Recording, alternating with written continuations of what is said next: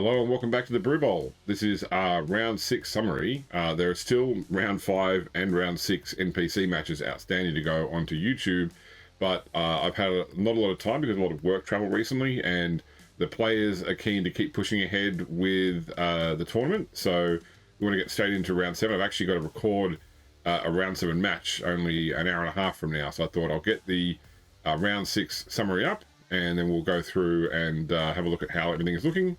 And yeah, there'll be some round 7 games up soon, but round 5 and 6 games still to come. So watch this space. Still plenty of matches from the Brew Bowl to come onto YouTube. Let's go to the summary. So first off, let's take a look at the current standings. And there's been some significant changes this week, or this round. A couple of upset matches. So the Kodiaks have now jumped to the top. I think it's their first time this season at the top of the charts. Gladiators are right behind them. The Lauren Forest Drakes dropped down from third place to equal fourth, from first place to equal fourth because of the defeat by the Kodiaks. We also saw a big jump by the Raiders, the Halflings being in the top 8 for the first time, I think, since we had a group of 8 teams. Knights rounding out the top 8 there as well. The Warrior Priests are right behind that. Now the Hammerers have dropped down. Not a single loss for the Hammerers, just like the Coatls, but 5 draws has really stymied the competition points the Hammerers could achieve. The Tomb Kings, the Scarabs, once first place holders, have now dropped down to 11th. And then the other player team in the bottom 8 is the Marauders, which is Omar Krieg's team. Now at this point, the Fanatics are officially out of the playoffs. With only 2 competition points, the maximum they can achieve if they win both their remaining matches is a total of 8 points. And there are 8 teams on 9 or higher. So at this point, going into round 7, any team which gets to 15 competition points or more is guaranteed going into the playoffs. So both the Kodiaks and the Gladiators at this point have a chance to guarantee a playoffs position with a win this week.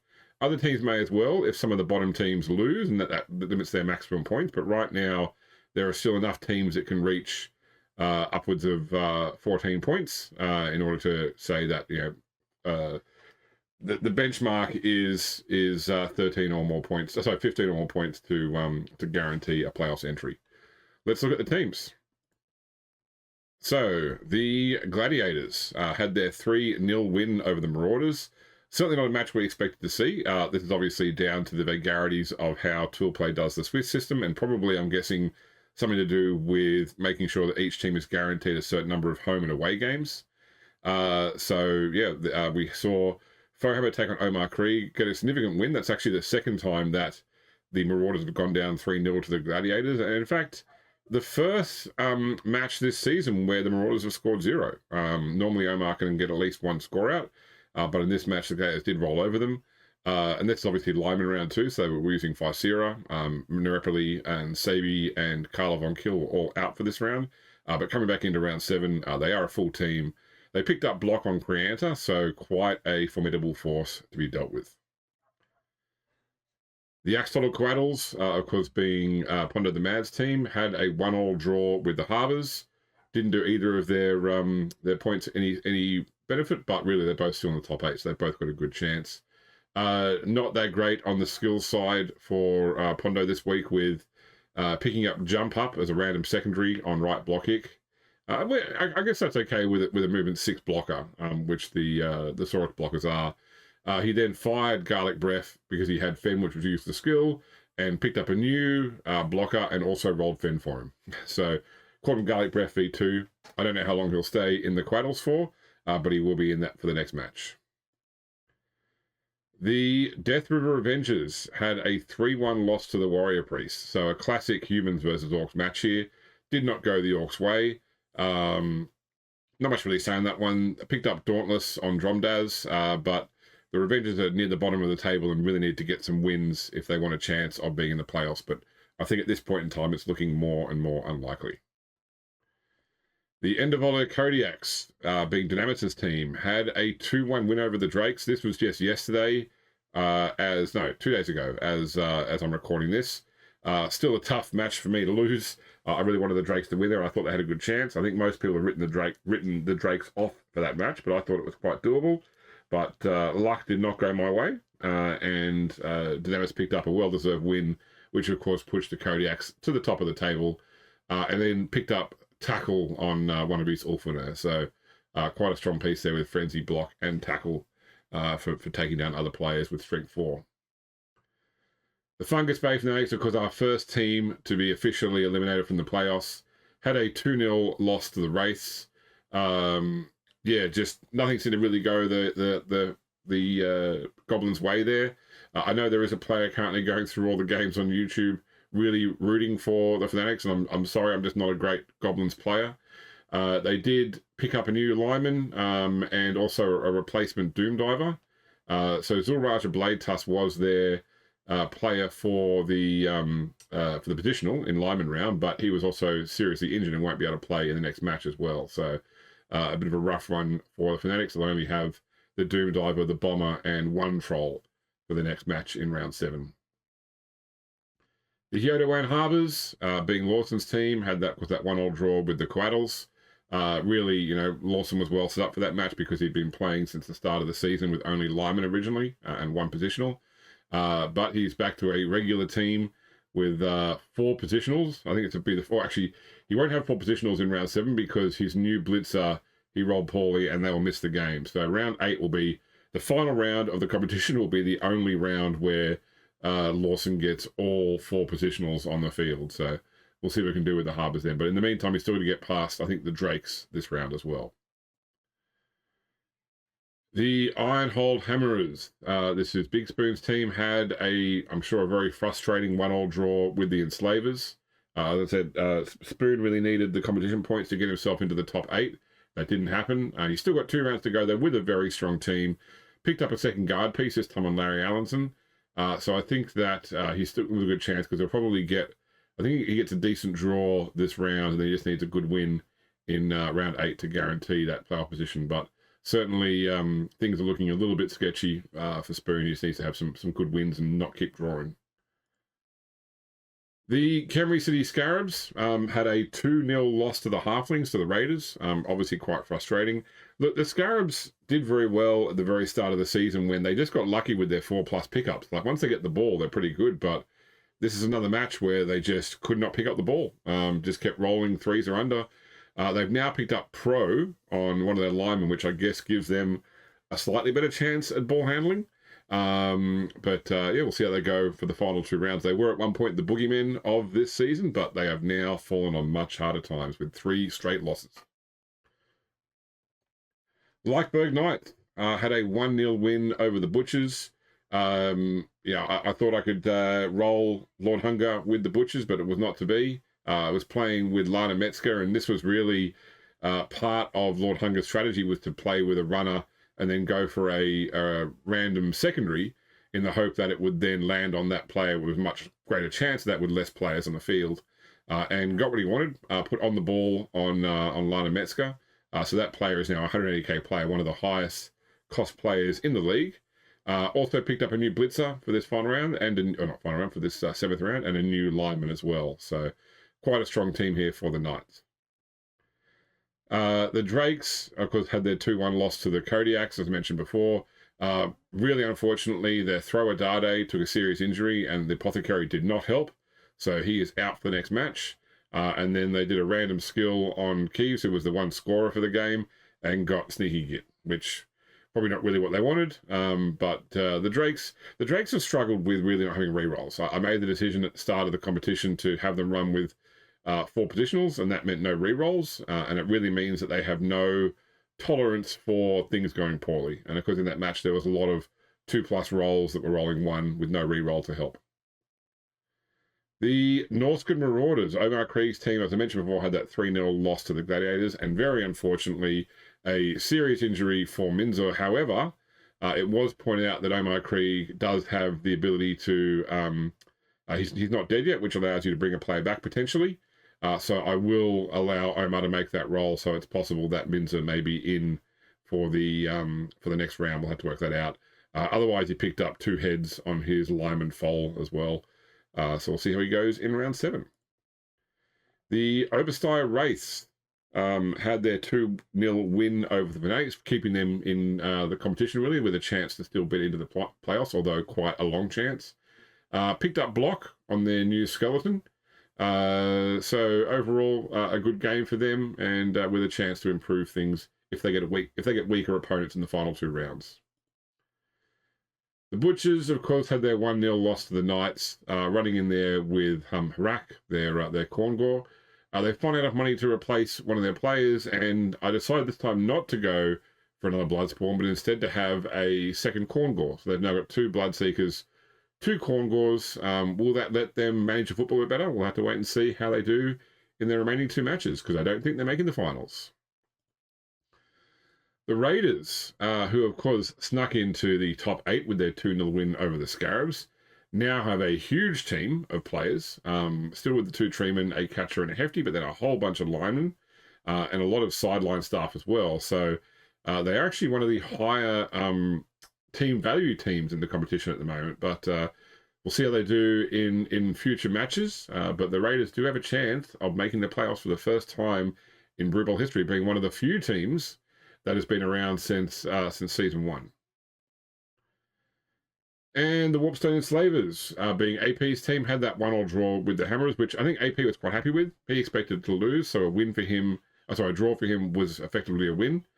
Picked up diving catch on his protege, Dawn Michaels, and also bought quite a bit of sideline staff, and now sits with a very big treasury and a good team value, or a high team value, going into his round 7 match. And finally, the Beastbook Warrior Priests had their 3-1 win over the Revengers using their Blitzer, Sakun Ross. They picked up tackle on one of their linemen, which is quite handy in this league with a few dodge teams out there, and also picked up a new lineman. No real other changes there. They are still below the top 8, but with a chance. They're one of the teams with a higher chance of managing to sneak in if they can displace a PC team. Looking at the play leaderboards, not much of a change this time. No change in the completions, because obviously with a lot of positional players out, passing was greatly reduced, and Dade didn't get a chance to make a pass. Faisira has now jumped ahead of Moss Burner on touchdowns, was tied with Moss Burner last time, but has got 1 more touchdown, putting her in overall 2nd spot. And Bo Jackson also moved up now and is tied for equal 3rd with the now retired Moss Burner. No change in the casualties. Lana Metzger, as I mentioned before, did move up on to being one of the most expensive and most valuable players in those rankings there. So an equal 4th for most expensive and equal 3rd for most valuable. But overall, quite a quiet round in terms of change to the leaderboard, probably thanks to the fact it was Lyman round. The Brew Bowl Fantasy League continues, and this round what we did was points rewarded normally, but for any player who has a positional which did not play because they were not selected but was eligible to play, they got 1 point for that positional. So if a positional was missed next game or out because of a sponsorship issue, the player didn't get a point. But if they were eligible to play and they weren't selected by their coach, then the person that had that player on their roster got 1 point. So another huge round for Dynamis, picking up 10 more points, giving him a 13-point lead out on 71 points. And as he pointed out, he has got a match against... So the match he's got this coming round has most of his players, his fantasy teams on both sides of the match. So he thinks that could be a very high-scoring game for him in terms of the fantasy points. Lawson picked up 7 points, bringing him to 58. 5 on Lord Hunger, bringing him up to 45. That's his... he had 4 previously, but it's not his worst. Spoon had a good round with 8, bringing him up to 43. Fohammer only got 4 this round, putting him on 39. And Omar and Pondo, who are sort of half participating, picked up 2 and 3 points respectively at the bottom of the ladder there.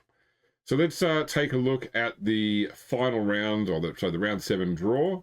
So we have the Endavolo Kodiaks taking on the Gladiators. Looking at the tour play scores here, the Kodiaks have a 9.7, Gladiators have a 10.3 overall score. Very close. Look, I think that the Gladiators, especially with the full team here, are a very strong team, along with having like Carla Von Kill in their roster as well. I know. I mean, sometimes things don't go Foamer's way. Sometimes things do go Dynamics' way. I think the Gladiators have a definite advantage here, but it wouldn't take much for this to become an upset match as well. Then we've got the Harbours taking on the Drakes. The Harbours on a score of 7.7, the Drakes on a 9.3. That would seem to indicate the Drakes are strongly favoured, but Lawson has really been working this high off team, so I think that he could have a strong advantage, especially given how much Blood Bowl he's been playing recently and how much I have not been, with being very busy. I haven't just sort of had my 8 Blood Bowl matches in a single week, like when we were first powering through season 2. So I think this match could easily go Lawson's way, despite the way that the Drakes are higher on the scoring there. The Enslavers are going up against the Quaddles. The Enslavers see on 8.7, the Quaddles on 7.9. That score would slightly favour the Enslavers, although they are hindered by their manager's dour attitude and fatalistic approach to his team. But sometimes AP has a great match, sometimes Pondo has a terrible match. So we'll see there. I think the Enslavers probably, if I was just looking at the two teams, I think the Enslavers are probably the stronger of the two teams. But we'll see how they do when it actually comes to playing. Then we've got the Raiders versus the Hammerers. Raiders on 8.6, Hammerers on 10.6. Big advantage points-wise to the Hammerers, and for me, this is clear-cut. Hammerers will absolutely destroy the Raiders. Obviously, having tackle on so many players, the Raiders won't get to use their dodge, and they're a 3+ dodge, not a 2+ dodge like an elf is, so I think that the Raiders will get absolutely hammered around the field, and I think that Spoon will win that match quite easily. Looking at the other half of the draw, we've got the Knights going up against the Warrior Priests. The Knights on 8.3, Warrior Priests on 9.4. That would indicate a good strength to the Warrior Priests. I think it can come down to Mike's rolling. Mike said to me that, Lord Hunger said that he was hoping to get a PC because he does better against other players than he does against me. But I still think that I'm not a great human or orc player, so I think that the Knights could do very well against the Warrior Priests. But, he might just get a whole bunch of bad Bloodlust rolls or other bad rolls. You never know. Scarabs going up against the Race. The Scarabs on 10.5, the Race on 9.2 to a play score. I think especially now having a pro piece, that the Scarabs could do very well here. I think those numbers are indicative of the difference between the teams. The Race just have not had a great season, despite their win last week or last round. But I still think the Scarabs are probably the ones that are going to pick up that match. Then we've got the Butchers versus the Marauders, the Chaos on Chaos match. Butchers on 10.3, Marauders on 9.5. I don't know with it. I think if Omar's got a roll to see whether Minzo can come in on a 3+, with his only Mosaic ability, although he can use a one-off time to automatically pass that roll, which he probably would do in this case. I think if Minzo's on the field, it makes a big difference because the Butchers, yes, they have their strength 4 pieces, but they can't contend with a strength 5 Minotaur / strength 6 on the charge because of horns. The Butchers are how do you call it? A novelty team. I think when they win it's they were quite dangerous early in season 2, but since then they've really become just more of a fun team to go out there and try and tag as many players as they can. And the Armor 9 / Armor 10 Marauders are actually quite hard to take out. So I think the Butchers won't get to play to their strengths in that match, but it could just be a fun, brutal match regardless. But I think the Marauders have a good chance there. And then finally, the Fanatics versus the Revengers. Fanatics on 8.2, Revengers on 8.2, so very equal. I'm not good at playing either. I am involved with my son in doing both. I think probably the Revengers will come out on top only because the Fanatics have had such a terrible season and just missing one of their trolls isn't going to help them. But sometimes the Fanatics do surprise you, so it's hard to say how they'll go. So anyway, that is the round 6 summary. We have round 7, as I said, literally starting today as I'm recording. So it'll be up on YouTube in the not too distant future. Hope you're still enjoying the competition. We've got round 7 and 8 to go, followed by the playoffs, and we have committed to a season 4, with a number of players already talking about what teams are going to change to. So it could be quite a different format then. But that'll be, of course, our final season of Brew Bowl. But do stay tuned to YouTube. Plenty more Brew Bowl to come. Still, as I said, 16 matches in the remaining before the playoffs in this season, and then the full season still to come as well. So there's going to be Blood Bowl on this YouTube channel for the foreseeable future. So please do enjoy. We'll see you next time.